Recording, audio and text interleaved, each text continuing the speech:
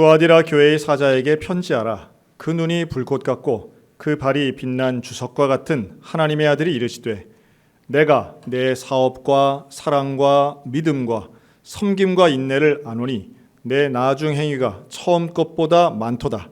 그러나 내게 책망할 일이 있노라. 자칭 선지자라 하는 여자 이세벨을 내가 용납함이니 그가 내 종들을 가르쳐 꾀어 행음하게 하고 우상의 제물을 먹게 하는도다. 오늘은 교회 회복을 위한 7교회 시리즈 4번째 시간, 우리 두아디라 교회에 대해서 함께 살피겠습니다. 이제 정확히 7개니까 이제 오늘 딱 중간 4번째 시간은 딱 중간 시간인데요. 자, 이제 조금 익숙해졌을 거라고 생각이 듭니다. 따라할까요? 에서버, 두사빌라. 자, 에서버는 뭐라고요? 에베소 교회, 서머나 교회, 버가모 교회, 그리고 두사빌라는 두아디라, 사대, 빌라델비아, 라오디게아입니다. 7개 교회의 이름이 우리에게는 이름만 외우는 것도 많이 발전했지만 그 교회가 의미하고 있는 예수님의 교훈, 칭찬과 책망이 우리 가운데 좀 깨달아지고 적용되어서 칭찬받는 것은 우리에게 임하고 책망받는 것은 떠날 줄로 믿습니다. 특별히 두아디라 교회는, 이 두아디라라고 하는 도시 자체는 그렇게 크지 않은 도시였습니다.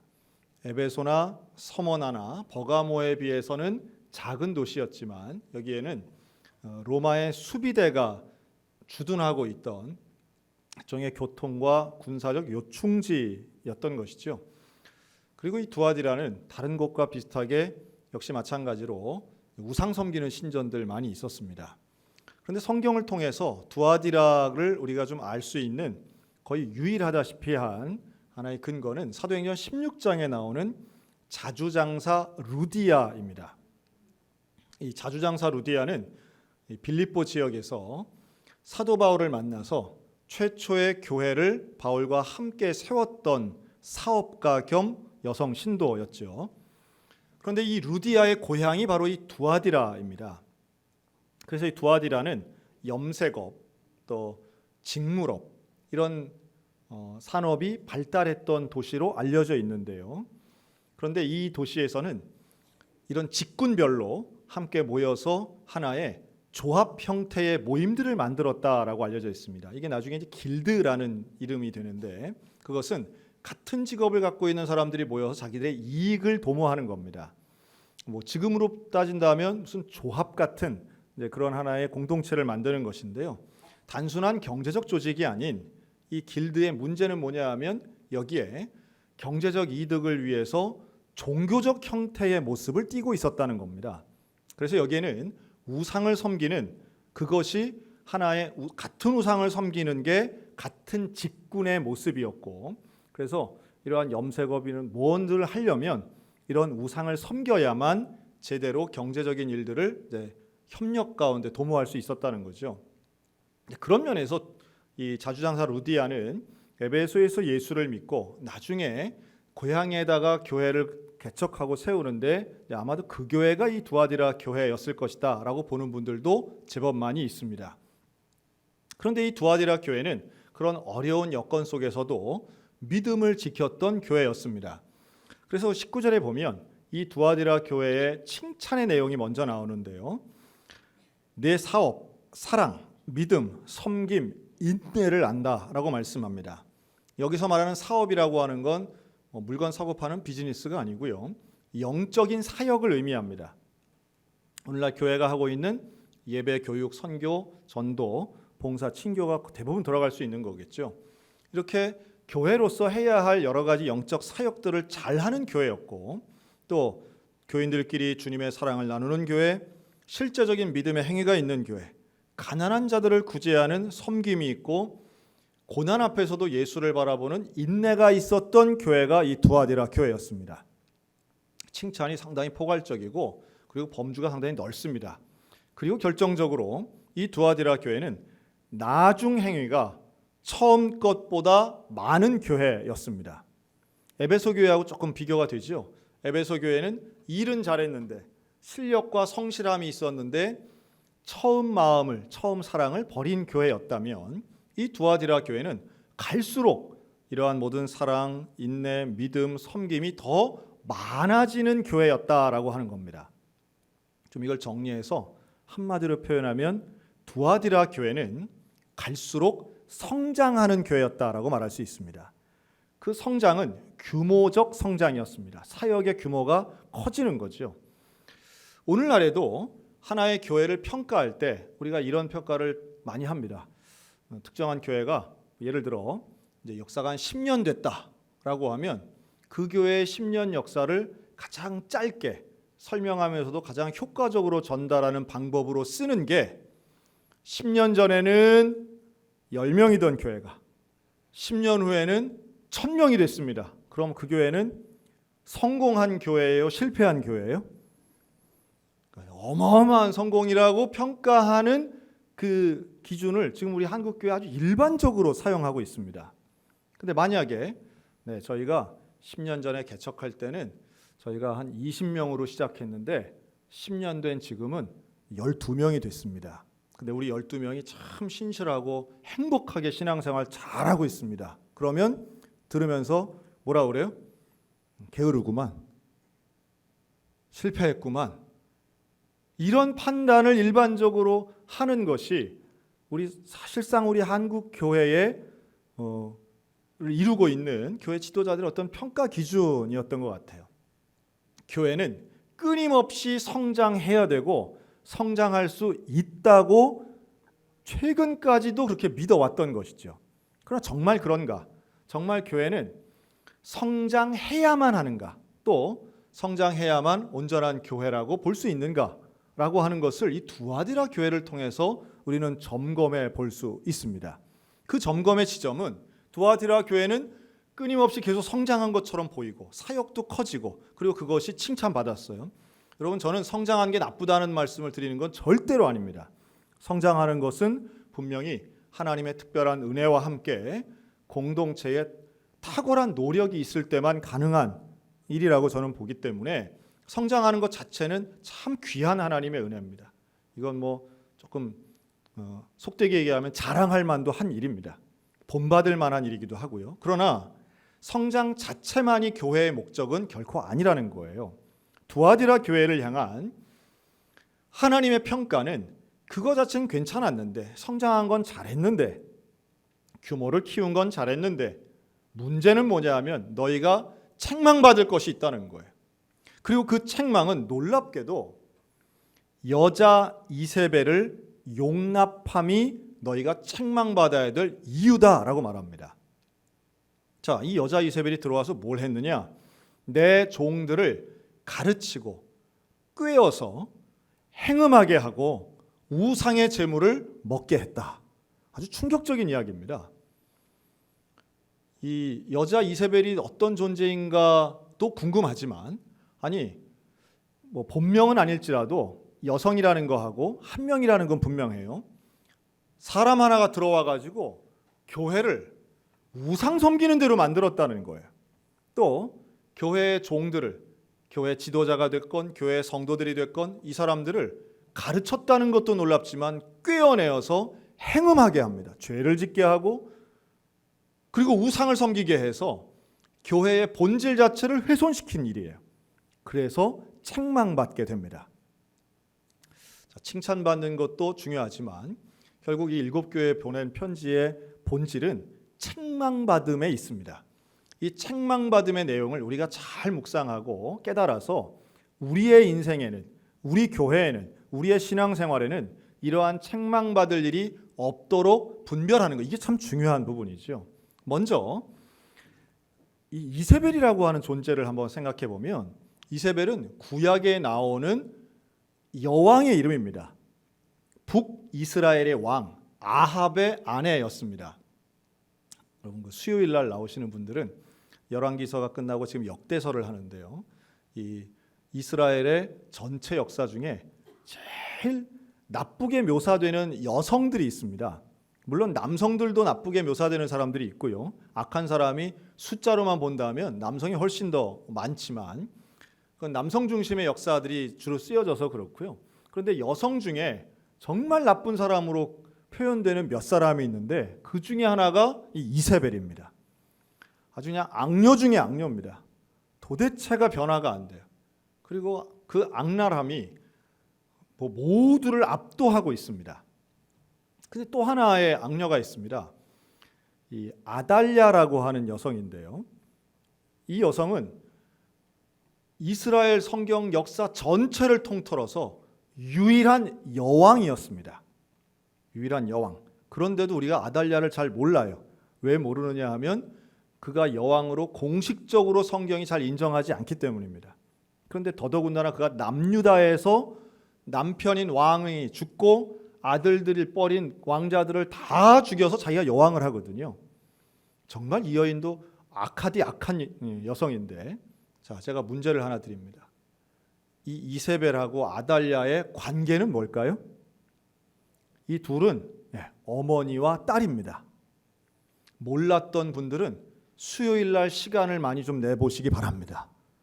수요일 저녁에 오시는 분은 이거 잘 압니다. 근데 이 두 모녀가 이스라엘 역사에 미친 영향이 지대합니다. 하마터면 다윗 왕조 자체가 끊어질 뻔했어요. 그 가장 심각했던 위기가 바로 이 아달랴 때였고요. 북이스라엘이 멸망한 근본적인 이유가 바로 이 이세벨에게도 있었음을 우리는 알아야 됩니다. 어마어마한 악행들을 한 거죠. 그런데 이 이세벨의 이름을 지금 차용해서 왔습니다. 그러니까 이 실제로 두아디라 교회를 어려움에 빠진 사람의 이름 실명이 이세벨이라는 건 아니에요. 하지만 그 여인의 실명보다 더 중요한 건 이 사람이 이세벨 같은 존재야 라고 하면 당시의 유대인들은 금방 알아듣는 거예요. 어느 만큼의 악행이고 어느 만큼의 하나님을 대적하는 사람인가가 명확하게 드러나는 이름 이세벨입니다. 마치 우리가 구두쇠를 가지고 수전노 이렇게 말하는 것처럼 어떤 대명사가 그 본래 이름과 대치되는 거하고 좀 비슷한 겁니다. 자, 그런데 이 이세벨은 뭐라고 표현하느냐면 자칭 선지자라고 했습니다. 자칭 선지자라고 했는데 그게 이 교회 안에서 통용이 된 거예요. 어떻게 통용됐냐? 사람들이 이세벨의 말을 들은 겁니다. 또 이세벨의 영향력이, 이 여인의 영향력이 두아디라 교회에 아주 막강했음을 보여줍니다. 어떻게 이런 일이 가능했을까? 두아디라 교회와 같이 하나님의 많은 사역들을 감당하고 서로 사랑하고 또 고난 앞에서도 인내했던 교회였는데 글쎄 이런 사악한 여인 하나가 들어왔다고 해서 이 사람의 가르침에 꿰어서 교회가 통째로, 물론 이 중에 다 그런 건 아니었지만 소수의 남은 사람도 있지만 많은 두아디라 교인들이 또 두아디라 교회의 지도자들이 죄를 짓고 우상을 섬기는 일까지 갖다 쉽게 납득되지 않습니다. 하지만 또 한편으로 본다면 이 이세벨이라고 하는 이 여인이 어떤 모습이었을까를 유추해 보면 사실 이런 일들은 지금도 얼마든지 일어날 수 있다고 판단할 수 있습니다. 여러분, 교회 안에서 누구의 영향력이 클 것인가, 누가 말하면 우리는 그 사람의 말을 들을 것인가 라고 하는 것은 예상 밖으로 교회 안에서는 소위 말해 신령한 사람들의 목소리에 영향을 많이 받습니다. 80년대는 한국 교회의 기도원의 전성기였습니다. 그래서 그때는요, 교회마다 은사 있는 분들이 제법 많았습니다. 교회마다 기도 잘 하시는 권사님들이 계셨어요. 또 몇몇 교회에는 은사가 많아서 예언이나 신유의 역사를 펼치는 전도사님들이, 특별히 여자 전도사님들이 제법 많았습니다. 그리고 그때 당시 기도원에 가면요, 여러분, 기도원 원장님은 남자들이 많았을까요? 여자분들이 많았을까요? 여자분들이 훨씬 많았습니다. 기존 교회에서 인정받지 못하고 그러한 은사와 능력을 잘 인정받지 못하는 분들이 기도원을 많이 열기도 하고 기도원을 운영하기도 많이 했습니다. 그리고 실제로 우리 대한민국 사회의 영적 부흥의 한 축을 담당하기도 했습니다.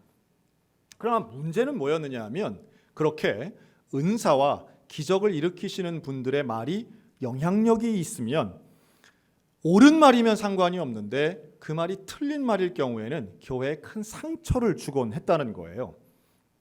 그리고 그러한 기도원을 운영하시는 전도사님들이나 원장님들 중에는 소위 말해 신학교를 나오지 않아도 우리 원장님은 어느 신학교를 나왔대? 이런 질문 자체가 사실은 불가능했던 시절이었습니다. 저도 청소년기에 많은 기도원을 다니고 한번 말씀드린 적이 있죠. 그리고 그런 기도원에서 일어나는 은사와 기적들을 참 어린 시절에 많이 보았습니다. 그 중에서도 대표적인 기도원이 몇 군데가 있었는데요. 이 포천에 있는 아주 유명한 할렐루야 기도원이라는 곳이 있었습니다. 그곳은 수천 명의 사람들이 모여서 신유의 경험을 체험하기도 하고요. 원래는 서울 세검정에서 시작했는데 이것이 규모가 점점 커져서 지금도 전국에 7군데의 할렐루야 기도원이 있습니다.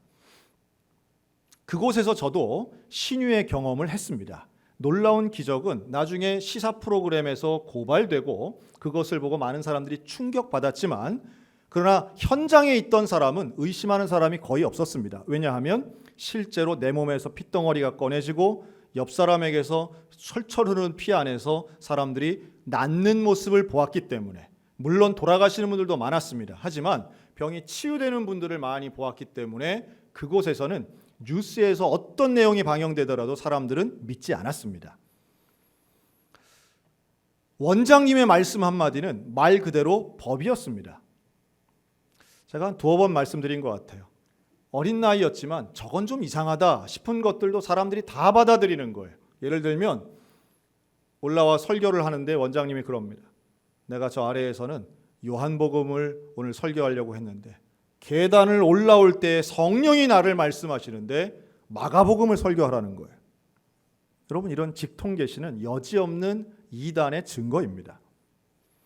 그런데 당시 중학생이었던 저에게는 저건 좀 이상한 것이지만 뭔가 설명하기는 어려웠습니다. 그러나 지금 나이가 들고 신학교에 가서 그곳이 이단임을 제가 명백히 알고 더 이상 발걸음을 끊을 때도 이해되지 않았던 것 중에 하나는 그곳에는, 그 기도원에는 정말 많은 목사님들, 전도사님들이 와 계셨습니다. 그런데 그분들 중에 그 누구도 원장님 그건 잘못된 겁니다 라는 사람이 단 한 명도 없었습니다.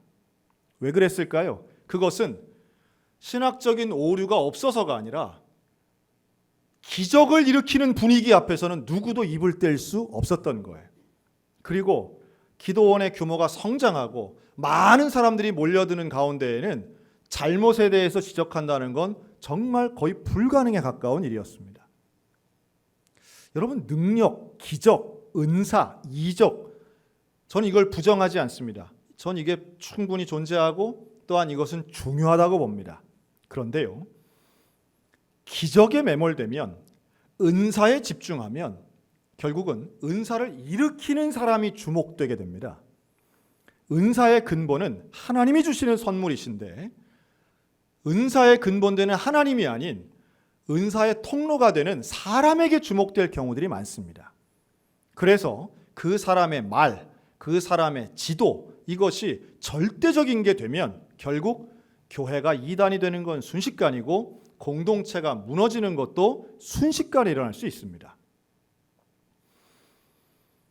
저는 그리고 그곳을 끊었지만 다니지 않고 다른 기도원들도 신학교에 들어가면서부터는 기도원을 다니지 않았습니다. 사실은 제가 모시고 우리 교인들과 함께 기도하러 가긴 갔지만 어떤 원장님들을 통해 기도받는 일들은 그 이후엔 없었습니다. 왜냐하면 그것에 대한 분별력이 필요하기 때문인데요. 나중에 있는 일이지만 그러한 언론 보도와는 상관없이 사실은 그 유명했던 기도원이 가라앉고 침체가 되고 무너진 결정적인 계기는 결국 신학의 문제가 아닌 운영의 문제였고, 그 운영 안에서 형제들끼리 재산 다툼이 일어나고 그리고 고소고발이 일어나면서 그 기도원은 막을 내리게 됩니다. 물론 지금도 재산이 남아있고 여전히 산발적인 집회를 하기는 하지만 예전과 같은 명성이나 사람들의 신뢰는 이미 떠나버린 이후입니다. 하나님의 영광을 가리는 것에는 사실은 기적은 하나의 요소일 수는 있지만 본질이 아니라는 걸 우리가 잘 알고 있습니다.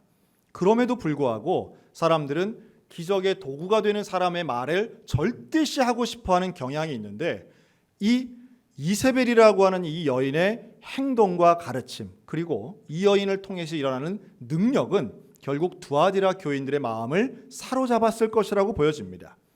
그리고 한 단계 한 단계 변화되어 이 사악한 여인의 말에 교인들이 넘어가게 되고, 그리고 결국은 교회가 타락하는 지경까지 가게 된 것이죠. 여기에는 음란함이 있습니다. 저는 이 음란함이 두 가지가 있다고 보는데, 영적인 음란함과 육적인 음란함입니다. 영적인 음란함은 지금 말씀드린 것처럼 결국은 우상을 섬기게 되는 잘못된 길로 가는 이적중심, 은사중심주의의 함정에 빠질 수 있는 것이고요. 또 하나, 육적인 음란함은 개인과 가정과 공동체를 파괴해 버립니다. 20세기도 마찬가지지만 21세기에 들어서도 한국 교회를 무너뜨리고 있는 가장 중요한 요소 중에 하나가 교회의 지도자들이 성적인 범죄에 빠지는 것입니다. 여러분, 이것은 비단 기존의 교회뿐만이 아니라 이단들도 마찬가지입니다. 여러분, 이단 교회의 내부 분열이 일어날 때는 재산에 대한 싸움과 함께 교주격인 대표의 성적인 문제가 항상 대두되곤 합니다.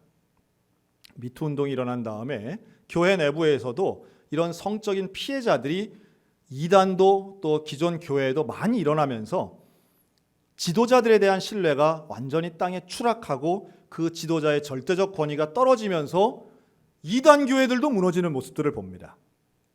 마찬가지죠. 이 성적인 유혹 앞에선, 특별히 음란함 앞에서는 그 누구도 자신할 수 없습니다. 여러분, 저나 여러분이나 천사가 아닙니다. 우리는 유혹 앞에 언제나 흔들릴 수 있는 존재들임을 깨닫고, 우리는 이런 음란함의 유혹을 결연히 물리칠 수 있는 하나님의 은혜를 구해야만 합니다. 지난 2017년, 15년이었죠.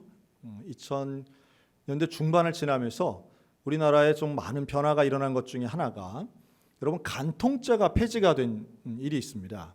근데 그 간통죄 폐지에서 대법원이 결국은 이런 결정을 내렸는데요. 그때 나왔던 그 결정문의 내용이 이런 게 있습니다. 사회 구조 및 결혼과 성에 관한 국민의 의식이 변화되었고, 성적 자기결정권을 보다 중요시하는 인식이 확산됨에 따라 국가가 형벌로 다스리는 것이 어렵게 되었다. 이게 법조문에 나오는 내용이에요. 이걸 정리하면 개인 간에 이루어지는 성적인 것은 국가가 개입하여 죄로 다스릴 수 없다는 이야기입니다. 그러니까 이건 또 성폭행이나 성범죄하고는 조금 다른 것인데요. 개인과 개인이, 성인 두 사람 혹은 여러 사람이 합의하에 이루어진 성적인 것은 그 어떤 형태의 성적인 것도 범죄를 할 수 없다는 거예요. 여러분, 이것이 불과 7년 전 있었던 판결이었는데요. 지금은 어떤 상황이 되었느냐 하면, 그 유명한 최근에 논란이 되고 있는 포괄적 차별금지법이라는 거 아마 많이 들으셨을 겁니다. 여러분, 포괄적 차별금지법, 왜 포괄적이란 말이 들어갔을까요? 차별금지법은 당연한 말 아니겠습니까? 차별을 금지하는 겁니다. 그런데 이 포괄적 차별금지법이라는 것은 차별을 금지하는 대상을 아주 포괄적으로 늘린 거예요. 그래서 여기에는 우리 개신교회가 그토록 반대하는 이유 중에 하나가 여기에 성적 지향성이 들어가 있기 때문입니다. 자, 이 말을 좀 쉽게 하면 극단적으로 잡혀간다 이러기도 하지만, 동성애가 죄라고 말하는 게 차별이라는 정신이 그 법 안에 들어가 있는 겁니다. 여러분, 동성애는 죄입니까? 아닙니까? 명백한 죄입니다. 왜 죄입니까? 성경이 죄라고 말하기 때문에 죄입니다. 이것은 아무리 양보해도 피해자가 없는 것이라 할지라도, 피해자가 없는 논리를 많이 펴니다. 그것은 누구에게 해를 끼치지 않는다는 거예요. 그러나 성경은 음란함에 대하여 분명히 죄로 말씀합니다. 인간의 본성이긴 하지만 그것은 행동을 할 때에 죄가 되고요, 마음으로 짓는 것도 죄입니다. 죄 없는 자가 돌로 치라는 그 말씀을 인용하기도 하지만, 그러나 그렇다고 해서 죄가 아닌 게 아니라는 말씀이에요. 죄를 죄로 말할 수 없게 만드는 법을 반대하고 있는 것입니다. 자, 우리에게 있어서 이 음란함이라고 하는 건 상당히 심각한 죄입니다. 음란함은 아까 말씀드린 이 법조문에 나와 있는 것처럼 결국 결혼과 성에 대한 국민의 의식을 변화시키게 됩니다. 결혼과 성에 대한 인식이 어떻게 바뀌고 있습니까? 결혼이 필요 없는 것이고 결혼의 절대성이나 결혼의 아름다움에 대해서 사람들의 생각은 완전히 달라지고 있습니다. 어느 때든 이혼할 수 있는 것이고 결혼이 꼭 이성과만 할 수 있는 게 아니라고 생각하고 있으며 결혼을 통해 이루어지는 가족의 소중함보다는 그걸 통해 이루어지는 가족의 불편함을 호소하고 있는 것이 지금의 시대 정신입니다. 성에 대한 인식이 달라지고 있습니다. 어떤 형태든 누구와도 성은 즐길 수 있는 것이라고 생각들 하고 있습니다. 여러분, 이 두 가지가 결합되면요, 성에 대한 아름다움이 사라지고 가정이 파괴되는 것입니다. 성경적 가정이 파괴되는 것이죠. 하나를 양보해내면 결국은 마지막에 본질까지도 흔들릴 수 있다는 것을 두아디라 교회가 보여주고 있습니다. 두아디라 교회의 음행은 결국 영적 권위를 가지고 있는 이러한 이세벨 같은 여인 한 사람 때문에 교회는 가서는 안 되는 길을 가게 되고 결국은 해서는 안 되는 우상 숭배의 영적 음란함까지도 가게 되더라는 거예요. 여러분, 죄에 대한 두려움, 죄에 대한 경각심을 가져야 될 이유가 바로 여기에 있습니다. 누가 말하느냐도 중요하지 않습니다. 우리는 하나님의 말씀을 온전히 깨달았고 말씀 위에 서서 무엇이 죄이고 무엇이 하나님이 원하시는 일인가를 명확하게 깨닫는 영적 분별력과 영적 지혜가 있어서 일의 규모와 일의 성장보다 더 중요한 하나님의 말씀 위에 서 있는 저와 여러분 되시기를 주의 이름으로 축원합니다. 저는 이번 주에 우리 어린이 교회 성경학교를 진행할 수 있는 게 얼마나 감사한지 몰라요. 생각보다 우리 어린이들이 참 많이 왔습니다. 요즘은 많이 오면 겁이 납니다. 요즘 사람이 오히려 두아디라 교회의 성장이 오늘 우리에겐 조금 생각이 달라지게 만드는 코로나19의 영향력인 것 같아요. 근데 아이들을 부모님들이 많이 보내주셨어요. 근데 이 아이들이요, 철저하게 마스크를 하고 있어요. 밥을 먹을 때는 아이들이 줄을 섭니다. 1m씩 떨어져서 애들이 줄을 섭니다. 새치기 하지 않아요. 밥 먹으려고 막 서두르지 않아요. 밥을 먹을 때는요, 한 방향으로만 앉아요. 여러분, 이 아이들을 보면서 제가 아이들은 참 배운 대로 사는구나, 배운 대로 행하는구나, 습관대로 어릴 때 잡는 습관이 이렇게 중요하구나. 아마도 이 아이들은 평생토록 마스크에 대한 친밀감을 가지고 어떻게 공동체와 살아가야 되는지를 어릴 때부터 느낄 겁니다. 마치 우리가 어릴 때 밥풀 하나도 흘린 것을 먹어야 된다고 배운 사람은 평생 그렇게 사는 거하고 비슷하지 않겠나 생각이 들어요. 그런데 이 아이들이 지금 말씀을 배웁니다. 여러분, 어제 저녁에도 마스크를 낀 채로 그 밤늦게까지 울며불며 애들이 기도했어요. 아이들이 설교를 듣는데 그 긴 시간 동안 듣는데도 아이들이, 물론 지루해하는 아이들도 있었지만 그런 가운데 은혜를 받더라는 거예요. 저는 우리 교회의 어린이들, 청소년들이 말씀을 사랑하고 말씀의 기준을 붙잡고 세상의 풍조나 남들 사는 대로가 아닌 하나님이 원하시는 대로 사는 인생 살기를 소원합니다. 그러기 위해서는 말씀을 알아야 되지 않겠습니까? 말씀을 읽는 생활이 돼야 돼요. 제가 지난 주일 설교하면서 이제 4년 만에 성경을 한번 다 읽었습니다. 이제 화요일부터 새로 읽습니다. 그랬더니 정말 화요일날 많이 오셨더라고요. 제가 책갈피 드립니다 그랬더니 얼마나 많이 오셨는지 그냥 뭐 깜짝 놀랐습니다. 속으로 내가 안 갔는데 이런 분들 계실지 몰라요. 근데 목요일쯤 됐는데 제가 집사님 한 분 길에서 만났는데 그러시더라고요. 목사님, 이제 책갈피 안 주죠? 그러시더라고요. 그래서 왜요? 그랬더니 저 혹시 내일 나가도 받을 수 있냐고. 집사님 그러는 거예요. 그래서 딴 사람 모르겠고 집사님 내일 새벽에 오면 내가 내 거라도 드립니다. 그랬더니 그 다음날 진짜 온 거예요. 오신 거예요. 그래서 제가 제 걸 드렸습니다. 아주 좋아하는데 제가 오늘 일부 예배 때 제가 공약을 하나 걸었습니다. 일부 예배 때 내일 새벽에 오시는 분은 내가 지금 제가 따로 갖고 있는 게 있거든요. 제가 갖고 있는 제 걸 드립니다. 했더니 몇 분 오신다고 했는데 여러분 2부 예배 때는 제가 그 공약은 했다가는 또 모자랄까 봐 만약에 2부 예배 오늘 오신 분이 내일 새로 제가 대충 압니다. 오늘 하나도 모를 것 같아도 여기 많네. 여기 많아. 여기 많네. 여기 많이 계시네. 계시는데 나오시는 분이 있으면 제가 그 이름을 체크해 가지고 하여튼 오늘까지만 해서 드리도록 하겠습니다. 마지막 기회예요. 여러분 왜 그렇습니까?